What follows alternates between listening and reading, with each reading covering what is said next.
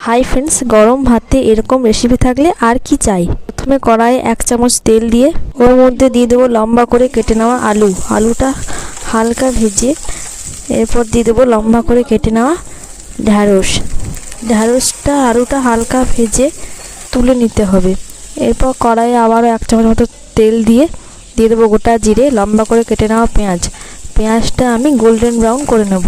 এরপর ওর মধ্যে দিয়ে দেবো আদা রসুনের পেস্ট। আদা রসুনের কাঁচা গন্ধটা যতক্ষণ না যায় ততক্ষণ একটু ভেজে নিতে হবে। এরপর দিয়ে দেবো সর্ষে ও জিরে বাটা, দিয়ে দেবো একটা লম্বা করে কেটে নেওয়া টমেটো, দিয়ে দেবো পরিমাণ মতো হলুদ, স্বাদ মতো লবণ দিয়ে ভালোভাবে মশলাটা একটু কষিয়ে নেব। মশলাটা কষানো হয়ে গেলে ভেজে নেওয়া ঢ্যাঁড়স আর আলুটা দিয়ে ভালোভাবে নাড়াচাড়া করে খানিকটা জল দিয়ে ঢাকা দিয়ে সেদ্ধ করে নেব। সেদ্ধ হয়ে গেলে নামিয়ে নেব।